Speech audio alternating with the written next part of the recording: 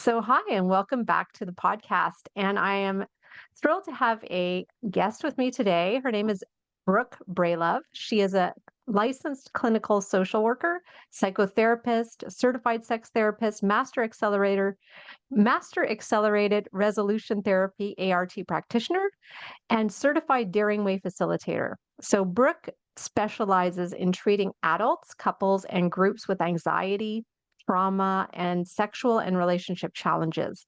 And she helps women of all ages let go of perfectionism, I can totally relate, and move toward greater authenticity, joy, pleasure, and connection. And she has maintained her private practice in Bethesda, Maryland for over 20 years. And I'm really looking forward to our conversation today, which is about this very challenging yet very common emotion that we all have, which is shame.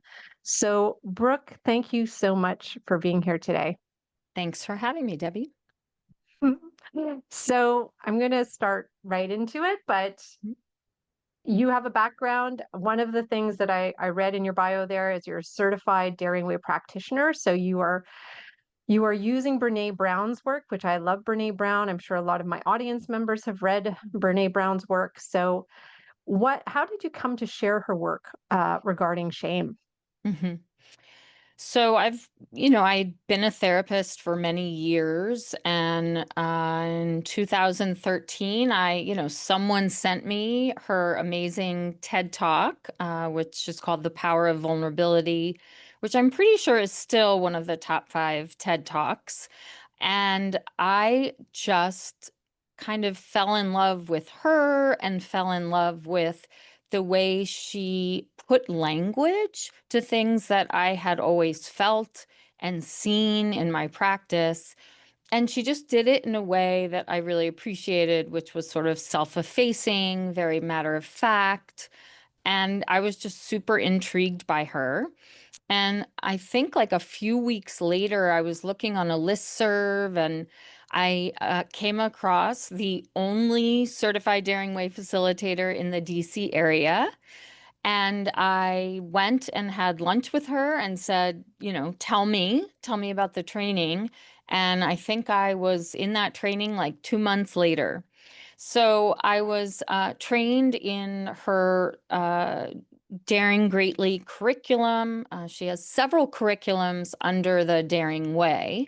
And I went to San Antonio for a 5-day training. And at that point, it was 2013. So she wasn't quite the phenom that she is today. So we actually got a day with her where she talked about, and frankly, the first moment I showed up at the training, I the very first person I saw and said hi to was her.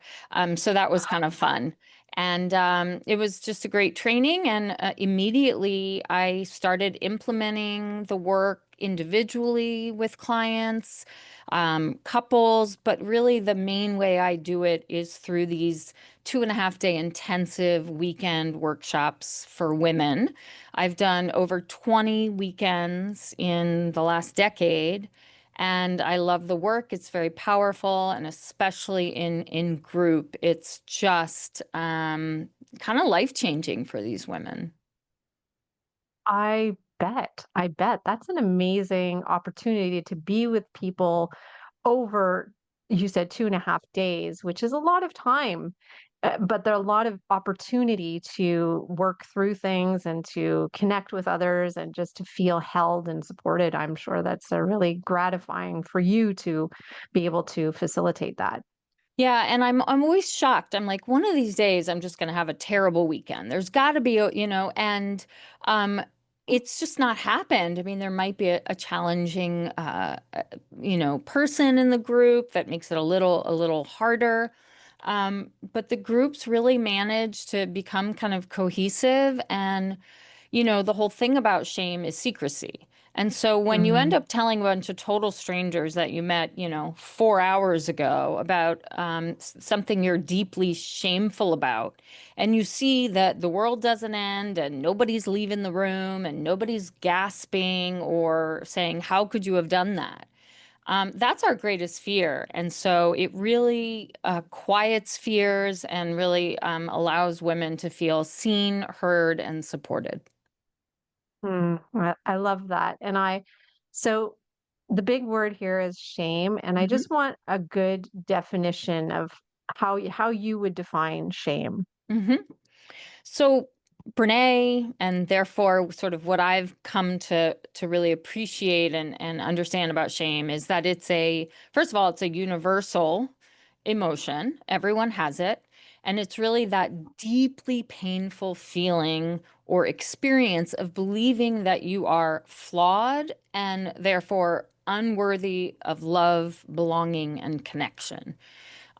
You are pretty much worthless. And shame really says, I am bad. And it's really focused on kind of who we are as humans. And that's what makes it so difficult to change, is that you're really attacking your own character, not about your behavior, but your actual own character when you're in shame. Yeah. And I do want to kind of make space for, of course, then what is guilt, right? Because they Yes. often, I think, get used interchangeably and they really are Mhm. quite different. And the research shows they elicit very different outcomes, which I find fascinating. So, guilt is about behavior, not identity. And it says, I did something bad. So it's focused on action, and it really is kind of one step removed from who you are. And of course, guilt is something we actually need in society.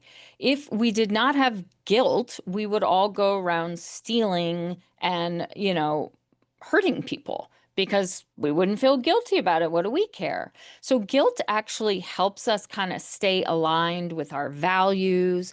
When we feel guilty about something, it's usually a signal that our behavior doesn't match up with how we see ourselves. Okay. I love that because I think one of the first times I listened to Brene Brown now, I don't know if it wasn't, I know through Oprah, I had probably seen her for the first time through that, but she made that distinction between shame and guilt, just as you said, it's I am bad versus I've done something bad. Two very different things, right? Like you said, one is about who you are as a person, and the other is about your behavior, which is something you can change. But who you are as a person, I can see that that's really, really challenging. And I see shame come up a lot with in my coaching practice, coaching women in midlife.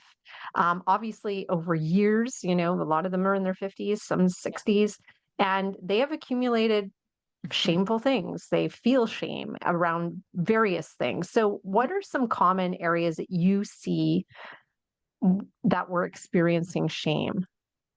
So I think for women in midlife, there's some really main ones. I mean, obviously there could probably be a laundry list of shame triggers, but where I mostly see it is around bodies. So aging, menopause, weight gain, the invisibility that comes with both midlife and perhaps changes in weight. Um, it is amazing to walk into a room and feel like you're just not seen. And, in my 20s, I was seen. I don't know what they were thinking, doesn't really matter, but I certainly knew that I was being seen. And so there can be a lot of shame around bodies and what bodies can and can't do. So physical exercise, that person can still run. I can't run, my knees are bad, and just shame about that. Um, I also see a lot of shame around women's homes. So whether or not they can keep a clean home, how much clutter they have. You often hear, my house is such a mess, I can't have anyone over. And there are people who literally just refuse to have some company over, or even a friend over, if their house is not perfect. Well, there's no such thing as perfect, as we know, and so you might maybe clean up a little bit, but it really gets in the way then of connection. Another thing I see a lot of as women are launching children, so, college age, late high school, college age, out of college, is a lot of focus on how are my kids turning out and shame around that, shame around, God forbid, in the DC area, it's shame around, what colleges, what universities, what they're majoring, how many scholarships they get. So things like that. That stuff is really hard because it actually, unfortunately, you're treating your child as an extension of you. So that one kind of gets me a little bit. But certainly just shame around motherhood in general. And it often, people are exhausted. They feel guilty. Motherhood and guilt go hand in hand. I haven't done enough, or I've done too much. And so it's sort of like women, and mothers can't get it right. And then the last two things, the areas that I see the most shame are around sex. So I'm a certified sex therapist, and I see a lot of women with low desire, and there is a lot of shame in that. What's wrong with me? Why don't I want to? Or just confusion and shame, really about they want to have sex, but they don't. And so, what do you do about that? And then, of course, that goes in with body image, because if you're not feeling good about how you look, it's kind of difficult to access your sexual or sensual side. And so, when you have shame about sex, that also leads to disconnection from your partner. And then the last thing, I think, as all women, know, unfortunately, eating habits, eating too much, eating too little, eating exactly the same amount as you did before perimenopause, but rapidly gaining weight. Again, the shame of that, especially as we don't have education about menopause and perimenopause. And it can lead to binging in secrecy, or, terrible dieting, restriction. And I do want to make space for what I'm seeing a huge rise in, which is orthorexia, which is a focus on, clean eating, good eating, perfect eating, and really ends up being a real type of restriction, which really is disordered eating at a certain point. Oh my gosh. Yeah. I mean, everything you said, like the lights are going off in my head. I know that my audience will get this because I see these things all the time in my coaching practice. And you even like clutter. I didn't realize how big an issue that would be. And it comes up in pretty much every coaching session Wow. that I talk to women about. And it ends up being a real, like you said, a barrier to connection. It becomes a really big hindrance. And I had no idea that was going to show up. And yeah, of course, motherhood, that's a big one, I think, for a lot of women. Are we getting it right? Or just feeling a lot of shame around, like you said, did I do enough? Right. Was I enough? And yeah, and then sex, another Hmm. big issue, is something we don't talk about. So Right. on top of it, feeling shameful, it's sex is just not something you bring up in a conversation. So especially amongst women, I find. So that's really hard. And yeah, eating habits. So yes, everything. It's a lot. So we feel shame. So how do we go about, like, how do we try to deal with shame in our own way? Like, Mhm. I know it leads to unhealthy habits. So what are the things you're seeing in your practice that women are trying to do to deal with their shame? Well, I want to understand the question a little more, because there's sort of how do we walk out of shame? And then there's what are people doing to cope that also that sort of are caused by shame and then elicit more shame? Yes, Okay. that's what I'm asking. Like, what are we thinking we're doing that's helping us, or Right. or we're trying to avoid Right. shame? So we're doing these behaviors. So what are those Right. behaviors that we need to be aware of? Well, I really think one of the biggest ones is this overworking, overdoing, and overfunctioning. You'd think that some women, now that they don't have, um, elementary school, middle school kids, they could relax a little, do things for themselves. But I find that they almost double down. They feel like they have to be there, for every homework assignment and every college essay and, every single track meet. And they also overfunction, I think, for their partners. And there's this whole thing around, busyness as a way to sort of prove self-worth. And, I always say, when someone asks me how I am, I kind of refuse to say the word busy because when I hear busy, I hear, want, want, want. It's just not a thing anymore. Busy is the new fine. We've all heard that. But it really is. I mean, we're all busy. We're all busy to different extents. Busy means something different to everyone. So when I'm actually feeling busy, I'll say, things feel pretty full right now. Mm. I'm pretty full up. But I think again, this whole thing of somehow busy is good and proves that you're worthy or wanted by other people. Oh, she was so busy. She must be doing great things. But really, busy is just trying to avoid feelings. And so shame is so difficult to feel and experience that people will really do anything to get out of it.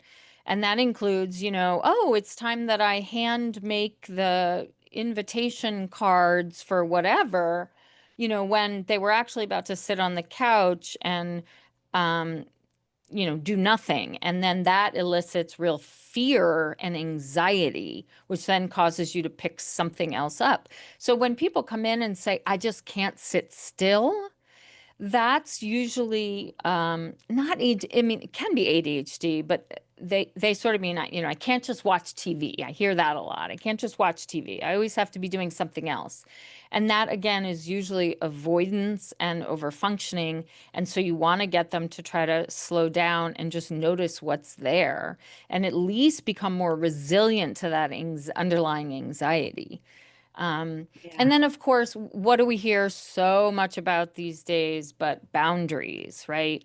So people are not setting boundaries with other people because they're afraid that if they do, they'll seem selfish or, there really is a belief that it is selfish to put yourself first. And of course, we all know, I'm saying these cliches, but we all know that, on an airplane, when the oxygen masks drop, you are supposed to put yours on first before you help your child. And I don't think people really understand and have that trickle down to their own behaviors and decisions. And so, what I help people with a lot is, if you're a people pleaser and you say yes to everything, I don't say, you need to say no, you need to say no. I say, let's put some things in between yes and no. So, I'll really have people practice things like, let me think about that. Or I'll get back to you. Or, hmm, I'll check with my partner on that. Or I'm not sure. I might be unavailable, but let me get back to you. And so that creates the pause. And then you hope they can actually talk to themselves in a way during that time that they've created for themselves to really think, do I want to do this? Is this something that's important to me? Why am I saying yes to this?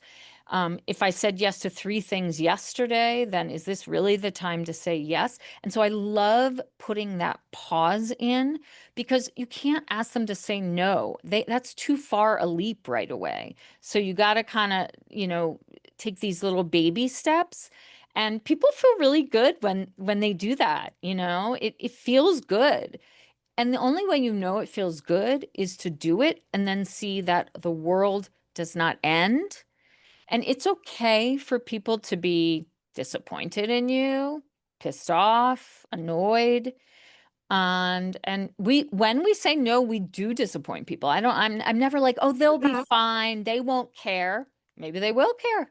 Maybe they'll be disappointed. You can let them be disappointed and you can still say, but this was what's best for me. and you manage the other person's disappointment, not manage it for them, manage how it shows up in you.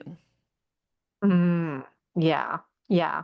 And a lot of times I see it showing up as guilt, and I'm like, well, what do you prefer? You know, you can feel a little bit guilty, or you can Yep. go ahead and do that thing that you really don't have time for and you don't want to do. Yep. You know, like you've got to choose, make that decision. But it's so good. That's so good. And there was something else you said before. Oh, yeah, about being busy. That is such a it's such a everybody says it when they answer, and if I'm not busy, I feel like I have to say I'm busy. Mm, There's shame in being not as busy, right. you know? So you almost feel like I have to say I'm busy, or else people are gonna think there's something wrong with me, or that I'm living some sort of life of leisure. I don't know, but it's crazy how many thoughts we have about things, that we Mhm. have to say, this is the response. It used to be fine, like you said, now it's busy. Yeah. So that's so good. So these are all like things I see often in myself and in Mhm. others, and boundaries is definitely something I work on with my clients as well. So these are all really good things. And what are some other things that we can do to get through shame? Because Right. my understanding is you can't really get rid of shame, like, you're not gonna Mhm. eradicate shame from your life, but you have to learn to manage it. Like you said, Yeah. the word manage disappointment. So we have to manage our shame. How can we do that? Yeah. Well, the first thing I want to say, I love what Brené Brown says, but basically, shame needs secrecy, silence, and judgment to flourish. Okay. So we'll address those three things in a second. But what helps is self-compassion, connection. I forget the third one at this moment. But those types of things. And so we want to look at how to avoid secrecy. Okay. So, what are we going to say? The first thing we're going to say is name it, and name it without judgment. Name it for yourself first. So, because when you name it, it loses its power, right? Just like when you're angry and you're kind of like going like this, and then you say, I'm angry. It's not that you stop being angry, but it just like reduces the intensity a little bit. And frankly takes responsibility for your what you're feeling, which I think is also important, because otherwise we go, projecting shame on other people, which is really not a good idea. And so you are responsible for your own shame, and you're responsible for naming it for yourself. But really, it's about sharing it with someone else. So you could share it with your favorite teddy bear. You could write it in your notes in your phone. You could, call a friend and tell them, or text a friend. And again, it just looks really simple. I'm feeling shame about the clutter on my dining room table right now. I'm feeling shame that I can't afford to buy a bigger house for my children. And naming it again just goes woo, woo, woo, and decreases its power. And sharing it with friend, you don't need 20 friends to know. Most people really just need one or two solid people, sometimes we call them marble jar friends, who can really hold space for you around the real stuff. The second thing that I think we can do about shame and try to, as you said, work through it, is to actually kind of put on like our critical awareness hat. So, this shame thing, how did I learn this? Where did I learn that I needed a bigger house for my kids to be happy? Well, I know that my parents said that all the time, that they wish they could have gotten a bigger house. And we lived in a tiny, tiny house, and I always felt less than. And so it was my dream. Okay. So you learn that in childhood. That was a direct message. Um, Around like beauty and the way people look and weight, I really challenge women to say, who profits from me feeling this badly about how I look? Right? I cannot go on Instagram without being bombarded with, multivitamins and gummies and face toners and, I don't know, magic masks and I mean, you name it, firming cream. So I'm not getting that money from feeling crappy about myself, but a lot of other people would get my money unless I were to kind of touch base with myself about like, that's an outside in thing. They are there to make you feel ashamed so you will buy their product. And they're Wow. pretty good at it, right? Um, and then I really, same kind of thing, like where did this shame come from? Was it literally inside one of my parents and they didn't learn how to walk through shame, share it with a friend, speak it so it lost its power, and they projected it onto me? And that happens so much around body image and looks and weight. I mean, that is just tremendous how people might have felt good about how they looked. Like I hear a lot of people, were like, I was a great athlete and I, was really muscular and strong and I loved how I looked. But every time my mom would say, you should be skinnier and why can't you fit into a size 4? Well, that's going to stay with you, right? I mean, that's trauma and it's going to stay with you. And so you will feel shame sometimes and be like, I that's not even mine. And I still feel it. Um, and then well, there are two other things. One is connection, empathy and connection. So you share it with someone and you want to find someone who is going to say, I get it. Thanks for sharing. Me too sometimes. And create a safe space. You do not want to share it with the person that goes, well, at least you have a mid-sized home. That's really good enough. So at least that, and at least your kid is going, to any college, right? When you're in shame, the if it starts with at least, I usually go like this, right? I already know, especially when people are telling me who they shared. Clients will tell me who they shared it with, and often I already know it's going to be the wrong person, right? Well, I just share it with your judgmental sister-in-law. Your dad is gonna, chastise you about it. Let's think about who we can make better choices about who's earned the right to hear our vulnerability in expressing shame. And then the very last thing I really want to stress is self-compassion. And I want to direct people to Kristen Neff's work on self-compassion. It's really incredible. And so when I go into shame, one of the very first things I do is I put a hand on my heart and I just gently pat myself and kind of say, like, there, like, it's okay. We're in shame. Yep, we're feeling it really big right now. And um, you're still great and you're still good enough. And I'm going to be gentle with myself and I'm going to say loving, kind words. I see you doing your best. We are doing our best. Our best is almost always good enough, and that's pretty good. We're loved, we're safe, all of the self compassion. But self compassion is not something you have or don't have, it's a skill. All of these things are skills, and skills have to be practiced, right? So you can't be like, Yeah. well, I did that self-compassion thing. I said kind things to myself once. First of all, that's amazing, and I'll celebrate it to no end. But you need to do it often so that it becomes a little more kind of automatic. And it really doesn't become automatic easily, I have to say. But Mhm. and the one question about how do you know what is self-compassion? The big question I ask is, how would you talk to someone you love? So if someone comes to you and says, um, I overslept and I missed this incredibly important meeting, and they're beating themselves up, do you say, oh my God, you're so stupid. You were a total failure. I can't believe you would do that. You're doomed. Nope, you're doomed. I don't know what's going to happen to you. You would never say that. And if they were your child, you would really never say that. And if you did, you don't get parent of the year on that one.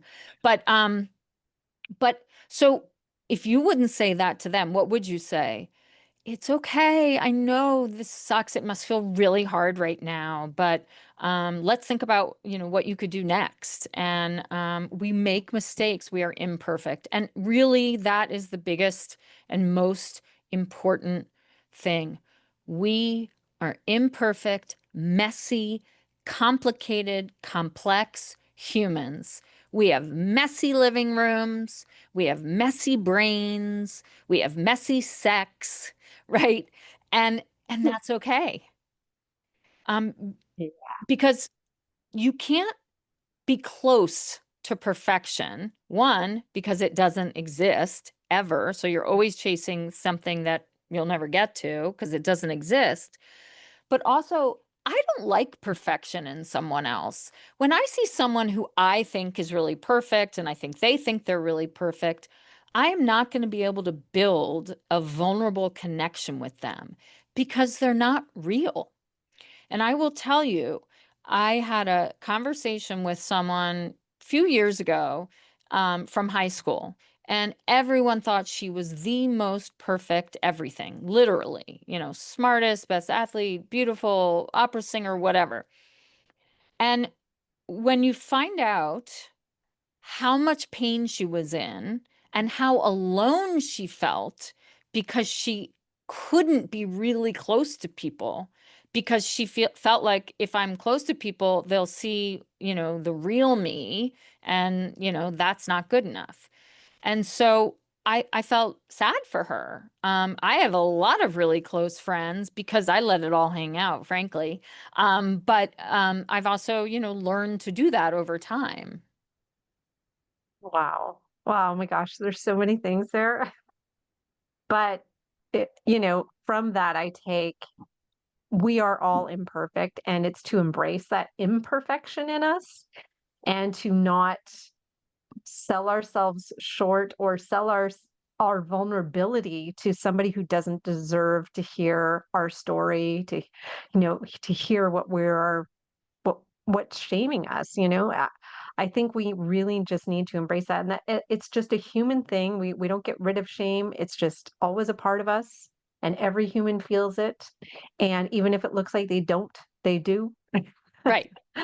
So there Exactly. is that part of somebody. They might look perfect, but are not perfect. And they do carry shame with them in some form. So it's comforting to know that. It feels good to know that we're all in this together, even with the sheen of what we see on Instagram and all that. It's Right. it's not real, Yeah. and that we can have a lot of compassion for ourselves. Mhm. Um, because yeah, we do fall prey to these things. We do Mhm. compare ourselves to those ads. We do think we All the need those time. products Yep. sometimes, All the and it's time. just to have the compassion to say, I hear you. I know you want to feel good. Mhm. You just want to feel better. And I Yeah. understand that. So yeah, these are really, really key things, because if we don't if we don't take care of ourselves in this way, we just end up hurting ourselves in so many other ways, right? Doing those Yeah. behaviors we don't want to be doing. And Yeah. this is like, to me, the root of it.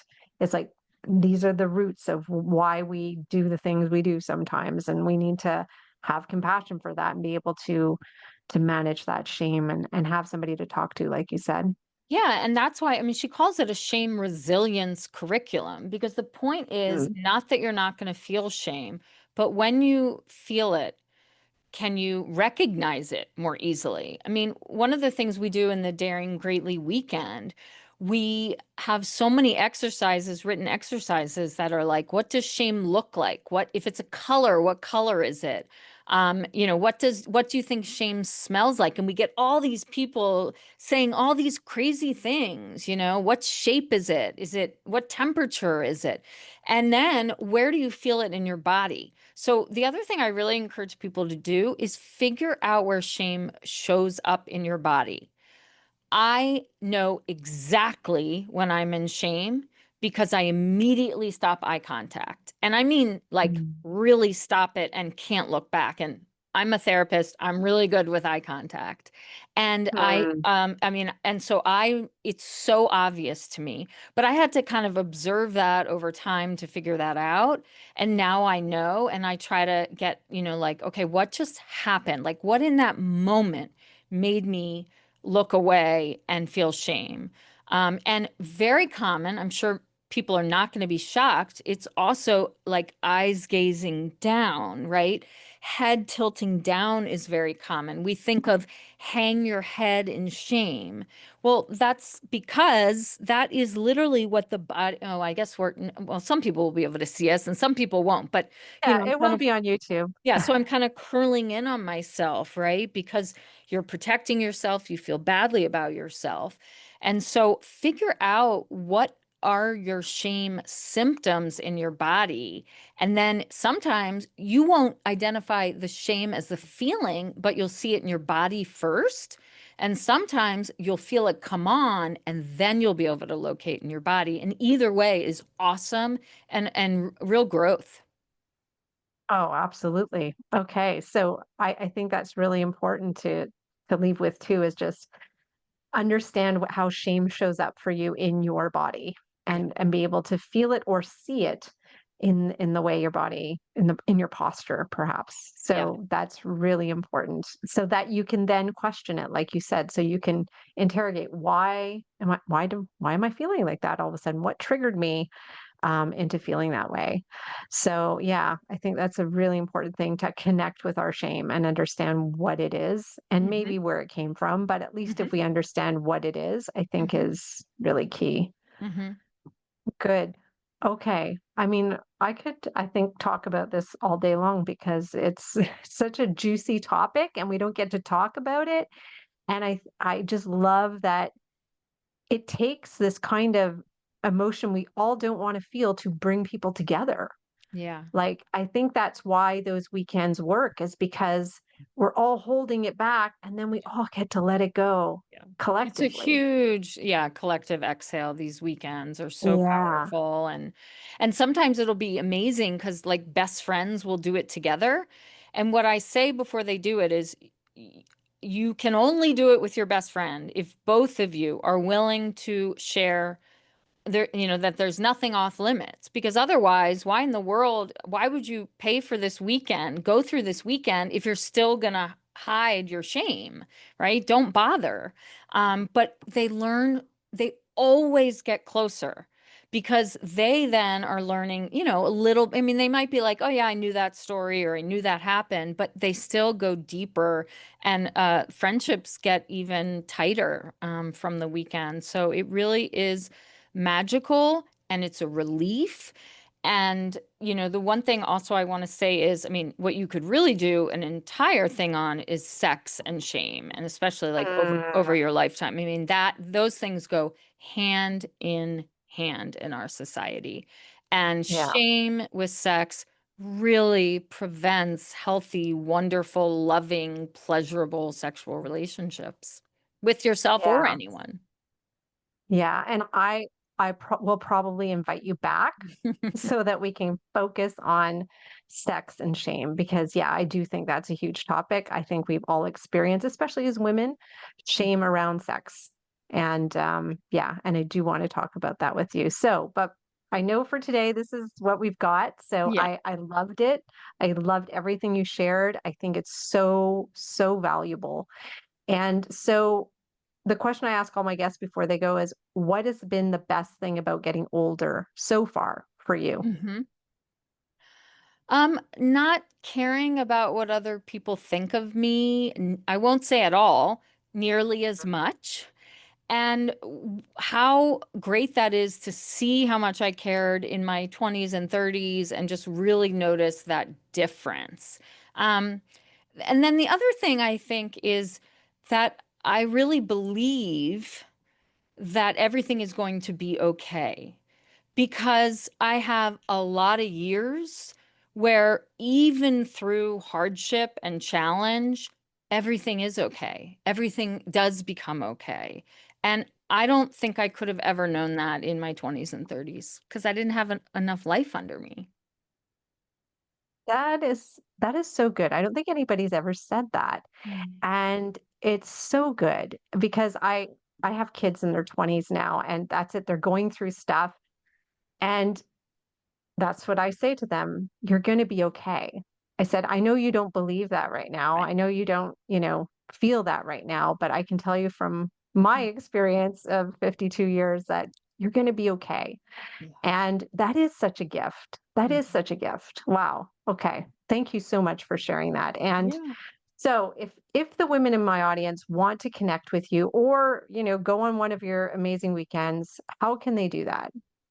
You can reach me on my website, brookbralove.com, and then I'm on Instagram and Facebook at Brooke Bralove Psychotherapy. Okay, perfect. Then I will share all those links in the show notes so everybody can have them. But Brooke, I just want to really thank you for being here. You were super clear. It was really easy to understand and so relatable. I mean, like I said, the lights are going off. Yeah. I was feeling it. I mean, Mm. I'm I see myself in all of this. I see my clients in all of this. yeah. So it's so valuable.